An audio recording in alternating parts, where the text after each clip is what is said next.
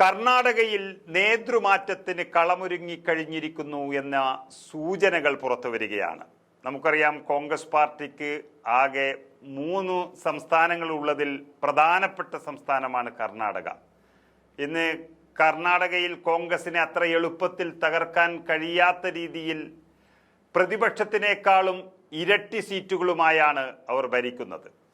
നിലവിലെ മുഖ്യമന്ത്രി സിദ്ധാരാമയ്യയും അതുപോലെ തന്നെ ഉപമുഖ്യമന്ത്രി DK ശിവകുമാറും തമ്മിലുള്ള ശീതസമരം മുഖ്യമന്ത്രി മാറ്റത്തിലേക്ക് കടക്കുമോ എന്നുള്ളതിൻ്റെ സംശയം വെക്കുമ്പോഴാണ് കോൺഗ്രസ് നിർദ്ദേശപ്രകാരം കർണാടക ഭവൻ എന്ന ആസ്ഥാന മന്ദിരത്തിൻ്റെ ഉദ്ഘാടനത്തിനായി അവർ ഡൽഹിയിലെത്തിയത്.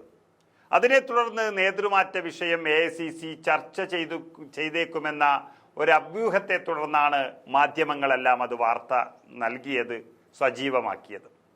2023 മേയിൽ കോൺഗ്രസ് അധികാരത്തിലേറിയപ്പോൾ മുഖ്യമന്ത്രി പദത്തിനായി ഇരു നേതാക്കളും അവകാശവാദം ഉന്നയിച്ചിരുന്നു. സിദ്ധാരാമയ്യയാണെങ്കിൽ പഴയ മുഖ്യമന്ത്രി കൂടിയാണ്, 5 വർഷം ഭരിച്ചതാണ്. DK ശിവകുമാർ ആണെങ്കിൽ പ്രധാനപ്പെട്ട നേതാവാണ്, ഉപമുഖ്യമന്ത്രിയാണ്, കർണാടക PCCയുടെ അധ്യക്ഷൻ കൂടിയാണ്. അദ്ദേഹത്തിനും മുഖ്യമന്ത്രി പദത്തിലേക്കുള്ള ആഗ്രഹങ്ങൾ ഉണ്ട് എന്നുള്ളത് ആദ്യം തന്നെ തെളിയിച്ചതാണ്. തുടർന്ന് 2.5 വർഷത്തിന് ശേഷം അധികാരം കൈമാറാമെന്നൊരു ധാരണയിലാണ് സിദ്ധാരാമയ്യക്ക് അന്ന് അവസരം നൽകിയത് എന്ന് ചിലർ പറഞ്ഞു കേട്ടിട്ടുണ്ട്. ഡിസംബറിലാകട്ടെ ആ കാലാവധി പൂർത്തിയാകാനിരിക്കെയാണ് ചർച്ചകൾക്ക് വീണ്ടും ചൂടുപിടിക്കുന്നത്. PCC അധ്യക്ഷ സ്ഥാനത്ത് ശിവകുമാർ തുടരുന്നതിൽ പാർട്ടിയിലെ ഒരു വിഭാഗം നേതാക്കൾക്ക് തൃപ്തിയില്ല എന്നുള്ള സൂചനകളുമുണ്ട്. ഇക്കാര്യവും ചർച്ചയിൽ ഇടം പിടിച്ചേക്കും എന്നുള്ളതും പറയുന്നു.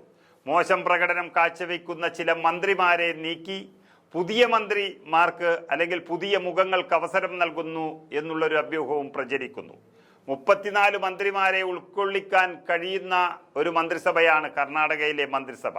ആ മന്ത്രിസഭയിൽ നിലവിൽ ഒരു ഒഴിവ് മാത്രമാണുള്ളത്. കഴിഞ്ഞ ജൂണിൽ മന്ത്രി B നാഗേന്ദ്ര രാജിവെച്ച ഒഴിവിലാണ് പുതിയൊരു മന്ത്രിയെ തേടേണ്ടത്.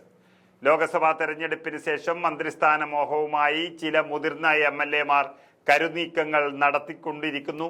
അതിൽ ഒരൊഴിവ് വെച്ച് എല്ലാവർക്കും മന്ത്രിസ്ഥാനം നൽകാനുള്ള കഴിവില്ല. മന്ത്രിയാകണമെന്ന ആഗ്രഹം പലരും പരസ്യമായി പ്രകടിപ്പിച്ചുകൊണ്ടിരിക്കുന്നു.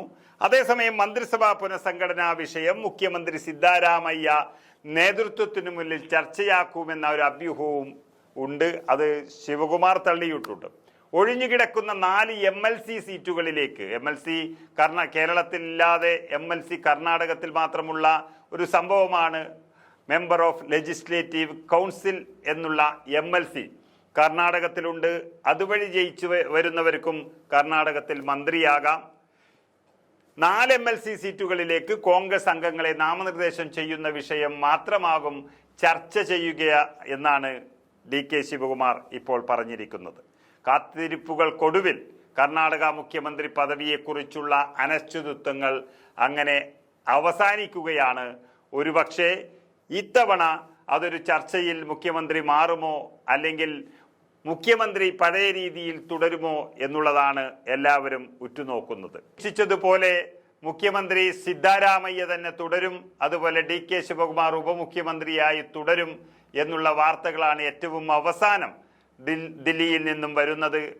വലിയ അസ്വാരസ്യങ്ങളില്ലാതെ തന്നെ കർണാടകത്തിലെ മന്ത്രിസഭ മുന്നോട്ടു പോകുമെന്നും AICC ഇങ്ങോട്ടറിയിച്ചാൽ മാത്രം അതിലൊരു മാറ്റമുണ്ടാകുമെന്നും DK ശിവകുമാർ അറിയിച്ചതോടെ തൽക്കാലം കർണാടക മന്ത്രിസഭയിൽ അല്ലെങ്കിൽ കർണാടക സർക്കാരിൽ മാറ്റമുണ്ടാകില്ല എന്നുള്ളതാണ് അറിയുന്നത്. മാധ്യമങ്ങൾ പലതരം വാർത്തകൾ നൽകി കർണാടക സർക്കാരിനെ അസ്ഥിരപ്പെടുത്താനുള്ള ചില നീക്കങ്ങളും നടത്തുന്നു. എന്നാൽ അതൊന്നും വിലപ്പോകില്ല എന്നുള്ള ഉറച്ച തീരുമാനത്തിലാണ് കർണാടകയുടെ PCC അധ്യക്ഷനും മുഖ്യമന്ത്രിയും തിരിച്ചു വരുന്നത് എന്ന പ്രതീക്ഷയാണ് അല്ലെങ്കിൽ ആശ്വാസമാണ് കർണാടകയിലെ കോൺഗ്രസ് പ്രവർത്തകർ പങ്കുവെക്കുന്നത്.